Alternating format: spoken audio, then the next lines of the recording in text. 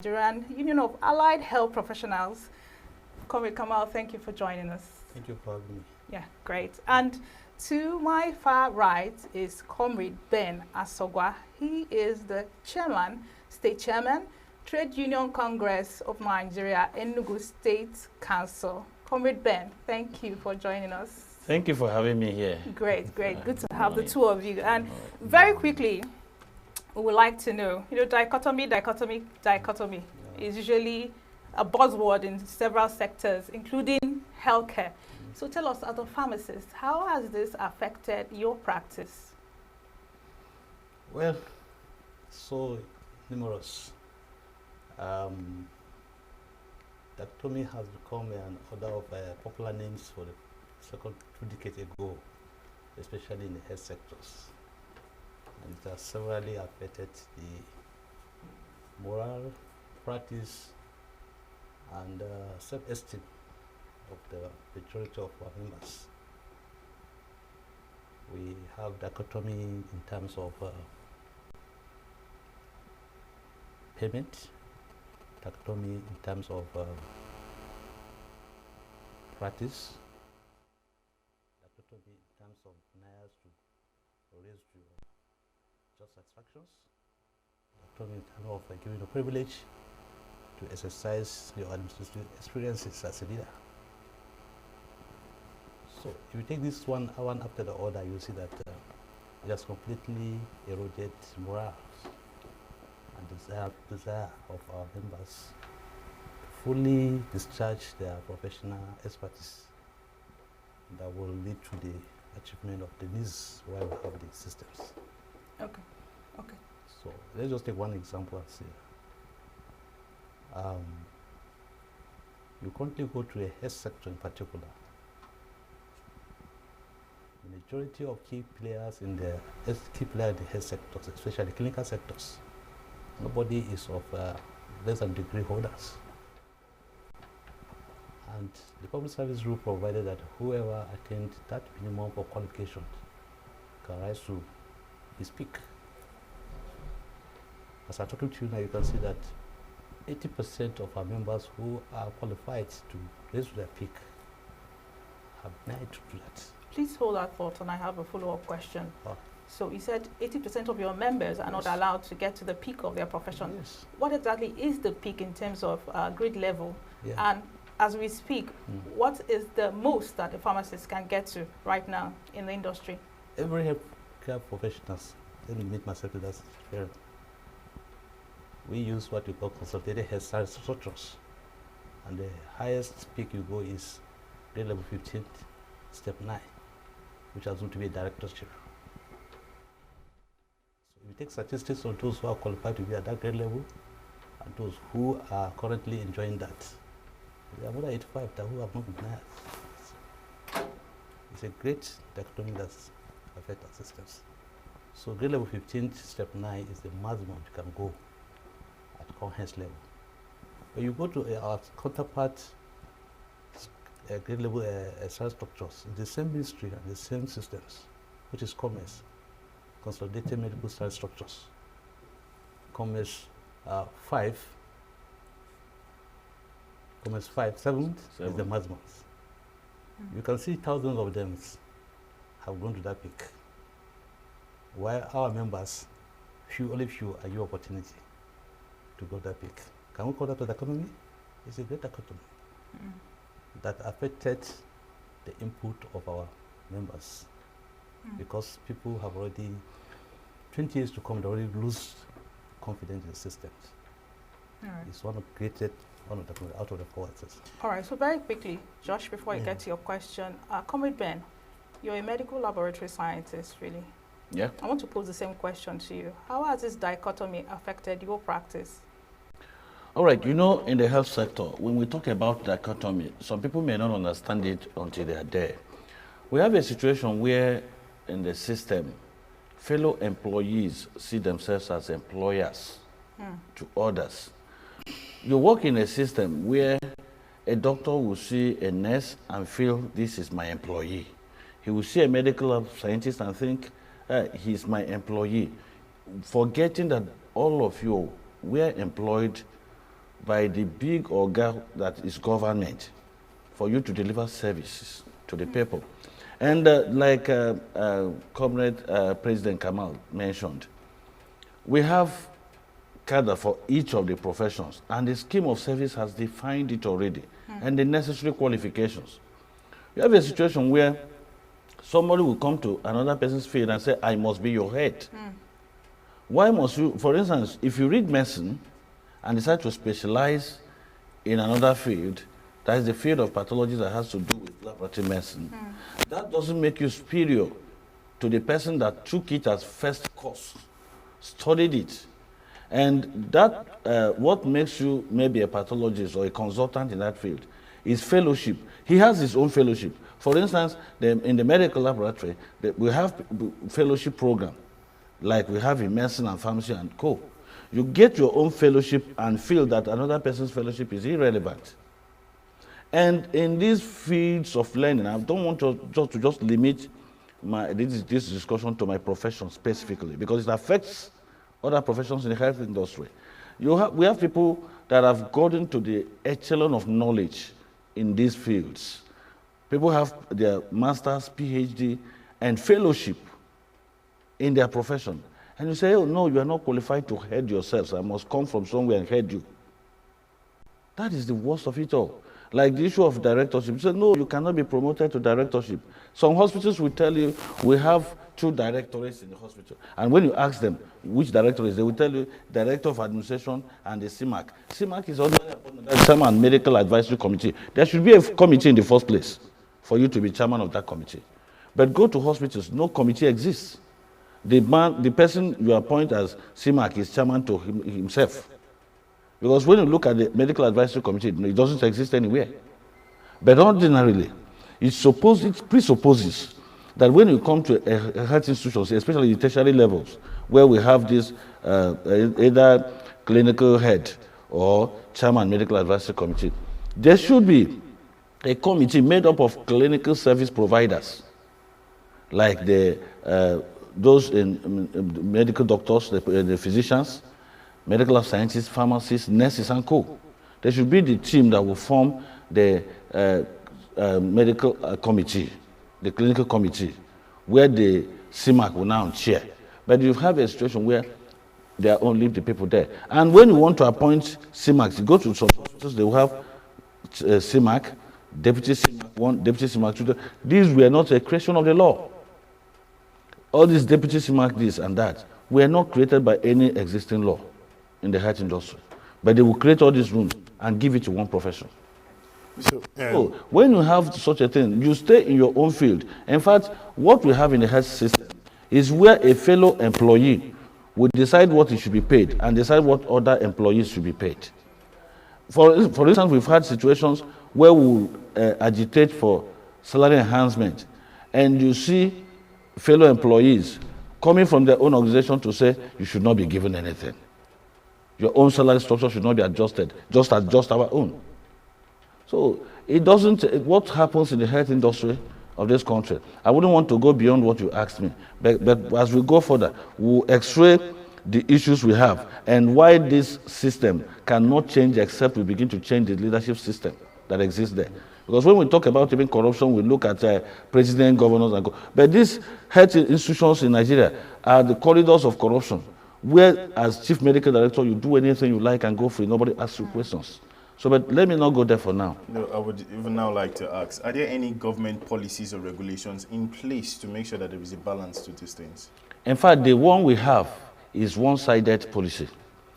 Because before the advent of this democracy, they had what they called Decree 10, which was now transcended into law, where you say that the chief medical director of a hospital must be medically qualified. And they have gone ahead to define being medically qualified as being a medical doctor, which is erroneous. In fact, when we talk about international best practice, that doesn't exist anywhere in the world. You must have an administrative capacity, particularly in hospital aspect, like hospital administration. You must have a course in it, you must take a course in it for you to even be a good administrator in the hospital. But what happens in the health industry is that being a doctor is the only thing that qualifies you to become the director. And the existing law has now screwed everything to one part. They are using the instrument of that decree. And when we talk about decree, it's always a one-man show. And they carry that one-man show into the democratic system we run.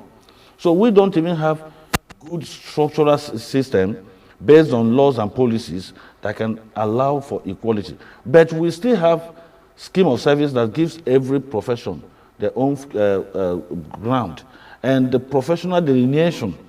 Because if you're a pharmacist, there is a council that regulates your practice. If you're a medical scientist, all the professions have their councils or boards that regulate them. But the physicians will leave their own vicinity and come to control all the other organs. Even as it happens today, they have been pushing to be in charge or to amend the laws that established other councils so that they will be in charge. Even when we know the problem we already have because of so if we talk about policies, unfortunately, they use unnecessary political approach to get everything on their table and screw issues to their own end. Let me give you an instance. In Enugu State, the immediate past chief executive secretary of primary health is a medical doctor, a specialist in gynecology, a gynecologist by training, going back to primary health, to head primary health. Of what importance is that? For professionals that have masters in public health are not qualified. Those that have masters in a PhD in public health or community health are not qualified.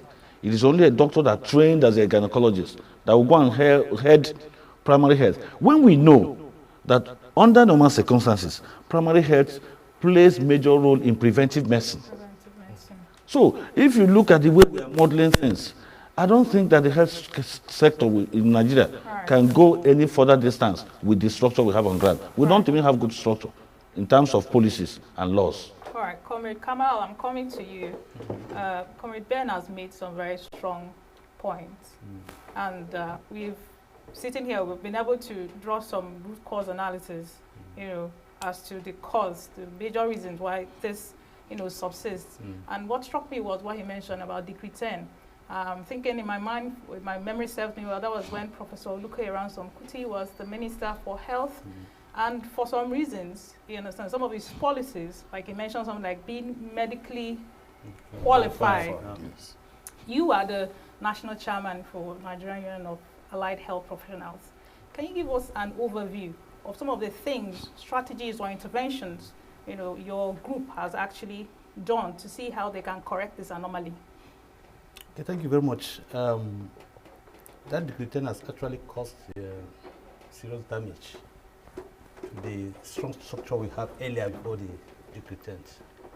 Yes. But as we are discussing here, discussion continue, and key strategic approach to overcome this have been put in place several times.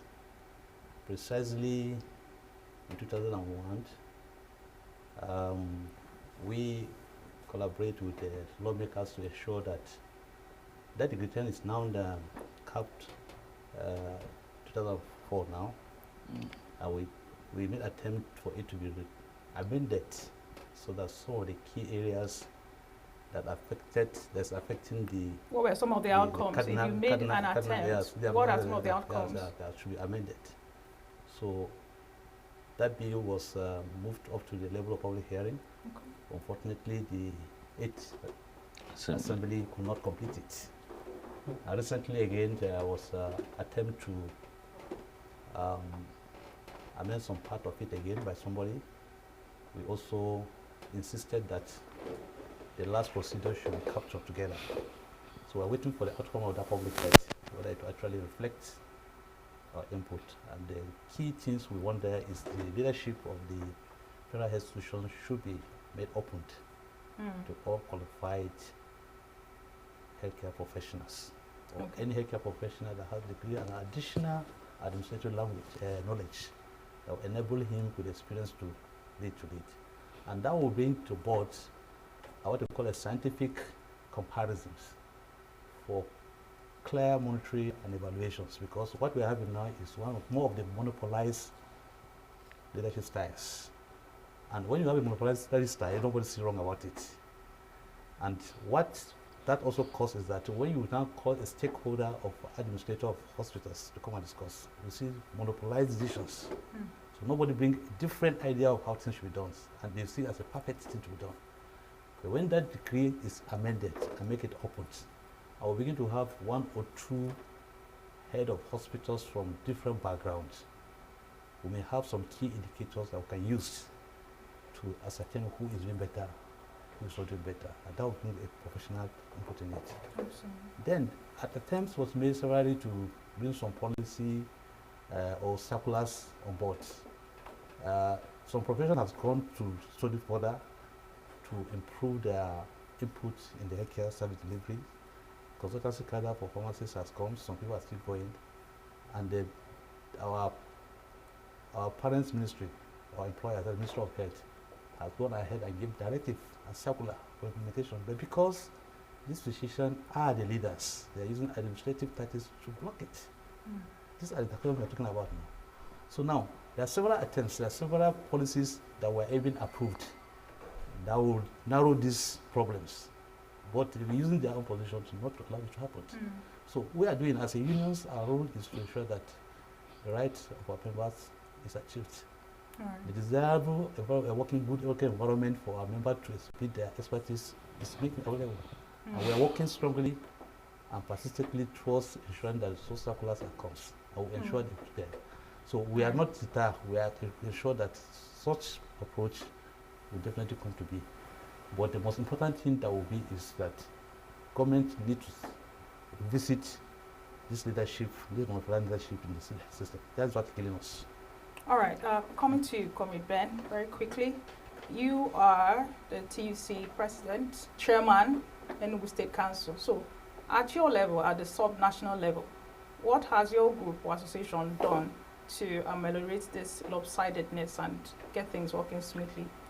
All right, thank God you withdrew the name president because I would have been sued for impersonation. So that is by the way. If you look at it holistically, in the first place, we believe that we are not seeking for just self-recognition.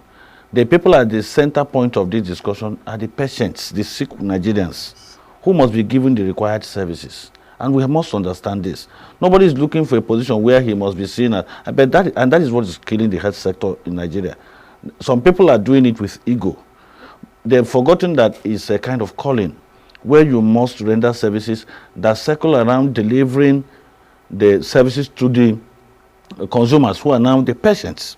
So as an organization, in fact, a good number of these unions, like Nigerian Union of Allied Health Professionals, is an affiliate of TUC. Like the union is under Trade Union Congress. We have other health sector unions, like National Association of Nigerian Nurses and Midwives, Medical and Health Workers Union and Co. They are all affiliated to labor centers, either TUC or NLC. And in most cases, if they are going for certain things and it gets difficult, they report back to their central body, where we, even at national level, we've intervened severally. Then, within the states here, I know quite well that one of the issues we have that seem to be local has to do with universal health coverage. And when they came up with the policy of implementation of universal health coverage, we made our stand known. Number one, if you are making maybe workers to enroll into facilities, those facilities must have the personnel and facilities that will provide the necessary services.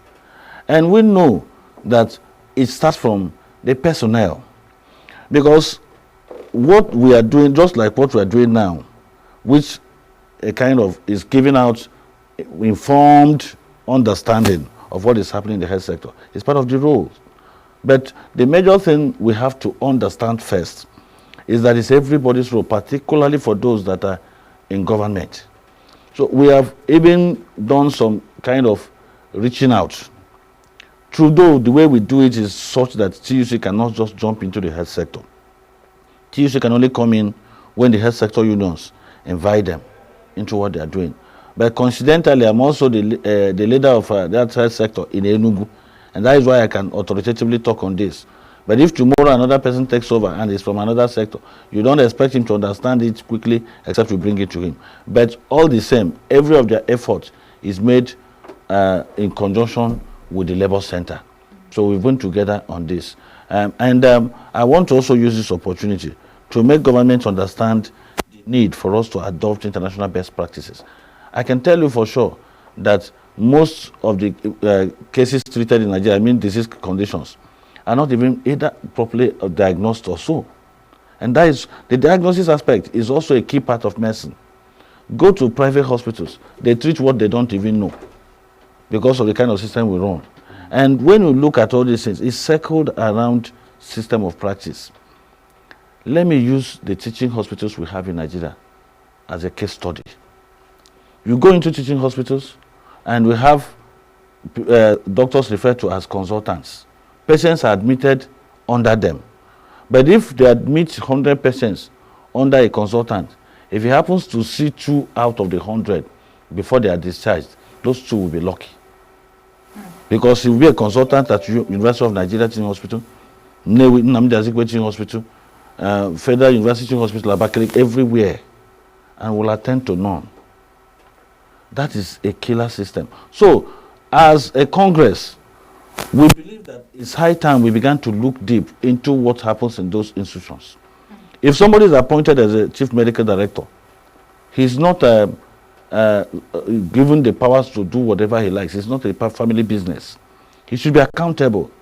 Nobody has even taken time to ask why we have deteriorated health sector. We may just be looking at the budget. For instance, we've always had about 5% of the budget attributed to the health industry. Yes, that is low, but how do we even utilize the ones budgeted? How do we utilize the fund generated by hospitals? Do you know that as we talk, in most institutions, you just see money being generated, where it goes, nobody asks questions. Because some people believe it belongs to them. And if so, if we have a situation where other professional bodies are given room to practice accordingly, it will also give room for people to ask questions. But not for some individuals to see themselves as warlords. So I must tell you that one of the major roles we play at this point in time is to make government to begin to do things that are required to be done. And even some agencies that are supposed to put question mark on the actions and inactions of those that run these institutions to do so. Nothing stops EFCC from going into teaching hospitals to ask chief medical directors what they do with funds. Because I must tell you, it's not only the politically elected ones that commit this crime of embezzlement and diversion of funds. You see it in institutions, teaching hospitals. So why is it that nobody has answered for anything? You go to all these teaching hospitals, except government buys equipment, you won't see any. Even when government approves funds, they will go and buy refurbished equipment, outdated ones. Just repackage them and come. In fact, that is why you will hear that maybe MRI machine was bought this year. Next year it was stopped. Nothing is working again. And there will be no question. You will go to many teaching hospitals, diagnostic treatments are just obsolete. They've even started introducing what they call public-private partnership, where you go to government facility and the chief medical director will go and arrange with somebody, bring in maybe a private laboratory, organize it by himself, and if government is charging maybe 2,000 naira for kidney function tests, that private organization there will be charging 10,000, and they will make sure that, the government part of that hospital is all in moribund to create room for the one they created as PPP to run. Who asks questions on how this fund is generated and how it's being shared? So our major role now should be on how hospitals are run administratively and otherwise, and how other organs are given the opportunity to do the right thing. Government has always caused this issue, because even when it comes to salary review, we believe that the salary structures. All right. Sorry, it's because of time. I know that you have a lot to talk about. We'll make time for that. However, very quickly, Comrade Kamal, that was mentioned, and you said that usually circulars are brought out to enhance the package of other health professionals, but when it gets to these CEOs and CMDs, truncated, is trumped. Has there been any success story so far? Very minimal. Or could you itemize them? Let me give you an instance. In 2001, there was a class circular released by the Ministry of Health, especially in case of consider cancer pharmacists as an example. Directive. The word circular come a directive from the SSG, from the Secretary of Government down to all of the sectors to be implemented. And after that first circular, there are more than 7 circular follow-up circulars. And up to date, I'm talking to you, the implementation still remains stagnant. There is vehemently resistance to implement that. Why? Because the implementers are not comfortable with it, irrespective of how impact that value will add to the health service delivery to the Nigerian populace because of their personal interest. Yeah. So now, where we are worried now is that over a time, thank God for the current Minister of Health and his team, they were taking some drastic measures to ensure that this is done. There hasn't been any clear punishment or any clear additional administrative attempt to deal with anybody that does that. I'm ready to cut you. Sorry to cut you. We have someone from Zoom, from Abuja rather, who is going to be joining us through Zoom to discuss the 1 million man march. Our reporter Godwin Sunday. Godwin Sunday, good morning. Can you hear us? Good morning, Godwin Sunday. Godwin Sunday, can you please unmute your mic?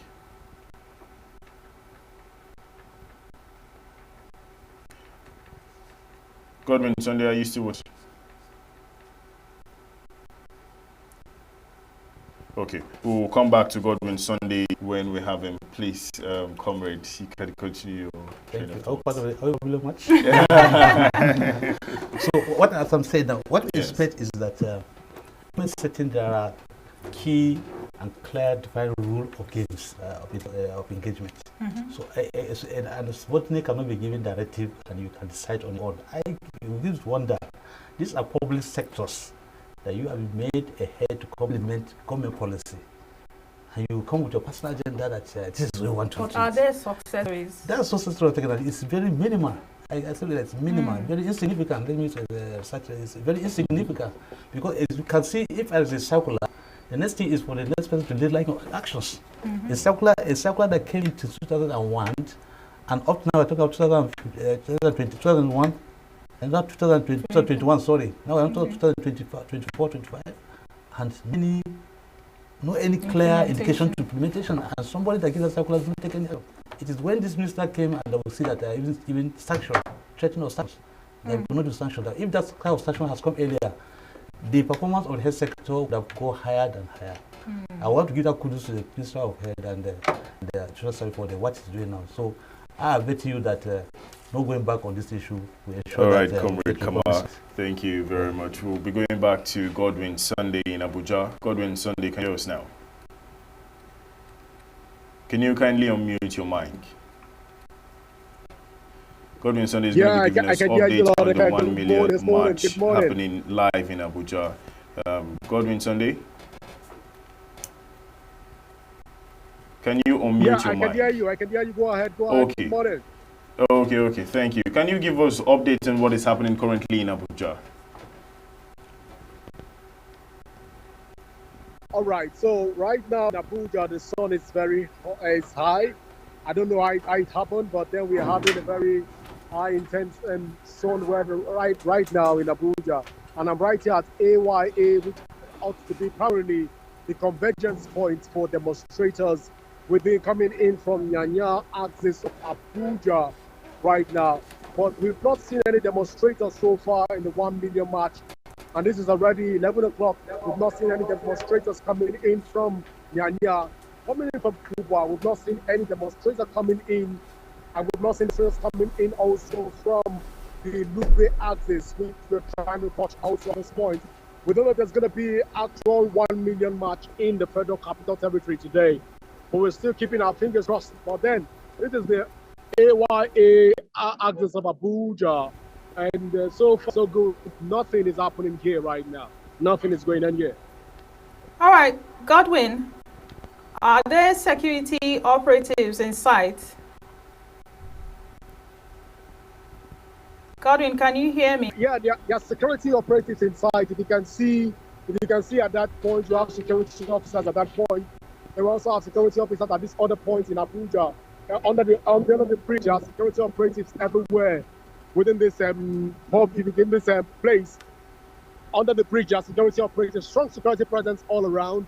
You can see military officers everywhere within this point. But then that's what we can see right now. There's strong security presence around to ensure there is peace, and also the protests go on as scheduled without any form of violence.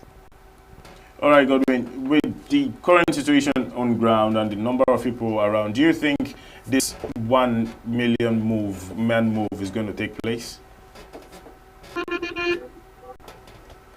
Godwin.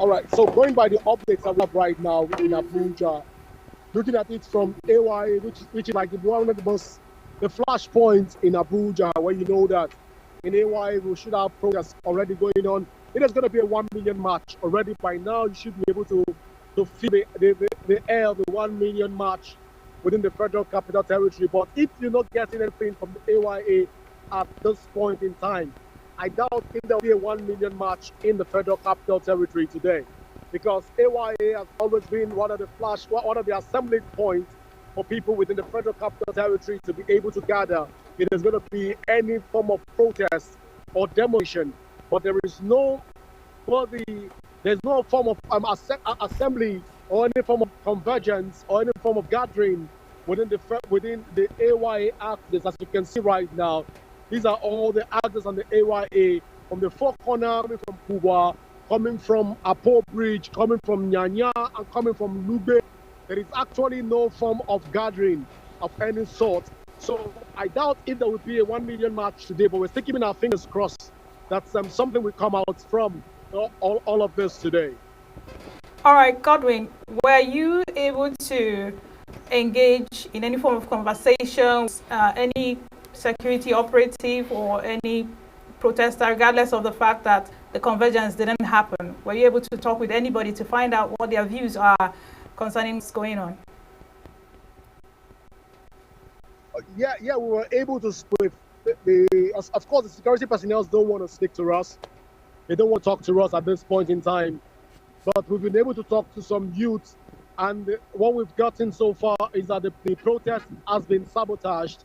The protest has been hijacked, and it has now become more of a political movement. So most of the youth right now are shielding their sword, and they're refusing to go ahead with the protest, stating categorically that the protest has become a political movement where the People's Democratic Party and that of the Labour Party have tried to use their Mephistophelian cabals and also their military wing to take over the protest. That's what we've gotten so far from the youth around AYA, and that's why they are not willing and are not ready to join in today's demonstration. But we hope to see a larger crowd come in from this other axis, but so far we're not seeing any crowd. All right, thank you very much, Godwin Sunday. We'll be coming back to you as time goes to give us more updates on the 1 million man march in Abu. So, coming back to you, Miss Comrade Kamal, do you think there is anything that can be done, visible plans that can be put in place till this dichotomy comes to an end, or is it like it's going to be there? Yes, key needed from the government to be done, which we have severally agitated for. The leadership of the hospitals happened or allow those who are expertise in their health administration to take up, and let's see whether that will make a difference. And we are very optimistic that when that is done, there will be clearly improvement. As Ben says earlier, there was no any adequate attention given to what is happening in the health sector to monitor and assess to see that actually whether we're getting better. Currently, we are rated at about 142 out of 154 of the nationwide in terms of health status assessment worldwide, which is very bad. And before now, we are privileged to know that even so the kingdoms come to Nigeria to assess medical care. So you can see in comparison of that major all will tell you that we are going bad, very bad. Now we are moving there to better medical care. So secondly, government should also look at how to increase funding to health institutions to ensure that necessary equipment and infrastructures are made available, and also give a clear warning and directive to allow people to participate as an expertise to what they're supposed to do. And all these things have been enshrined in every professional scheme of service, so what you do. Last time we were talking about expert participation here. Every expert has been given what they're supposed to do. Until then, when come with a clear policy and allow to have a sincere and fair leaderships that allow people to practice what they are trained to do, then we cannot collaborate and respect each other. Okay. And and the last one is that collaboration and respect to each profession is desirable. So there must be key policy and clear policy that will allow people to excel and feel confident in whatever they're doing. Absolutely. And finally, before we let you go, Comrade Ben, in 2 minutes, tell us what can other professionals, healthcare professionals, actively do to protect their professional constituency from being invaded? All right. I believe that there is need for there to be openness in terms of training for other professional groups. For instance, if you come to the health sector, you find out that there is an opportunity for you as a doctor to do your residency and be sponsored by government. But there is nothing like that for other professional bodies. I must tell you that if you train only a doctor on how to handle cases and you fail to train the nurse that even stays by the side of the patient, be rest assured that that patient may deteriorate before the doctor comes back to see him. Likewise, if you train only the doctors on how to carry out their own professional services, neglecting the medical laboratory scientists, just a single mistake from the medical laboratory scientists will divert the attention completely. Therefore, training in the health sector must be generalized. It must be open for every professional group. And the other professions should also understand the actual need to render services without being intimidated. Because you should know your rights as a person. You should know that you were not employed by your colleague in another profession. No, you are all employees meant to render services that will be synergic to each other. And with that understanding, we can go far in the health industry. All we are saying is for there to be good service delivery to patients, and we'll be better off. Thank you. Thank you. Thank you so much, Comrade Ben. Thank you, Comrade Kamal. In fact, we actually have more lineups of questions to pose to you guys, but for lack of time, we will have to draw this segment to a close. There you have it, viewer. All you need to know about dichotomy that is happening in the healthcare sector. They are calling for equity. They are calling for equity. They are calling for the need to bridge this lopsidedness in the health sector to ensure that indices for healthcare delivery goes up, including cost of the cost that patients spend in healthcare to come down. Patients stay in the hospital, to be reduced, so that healthcare delivery could be something to be boasted about in the Nigerian healthcare ecosystem. All right, we'll go on a short break, and when we come back, more.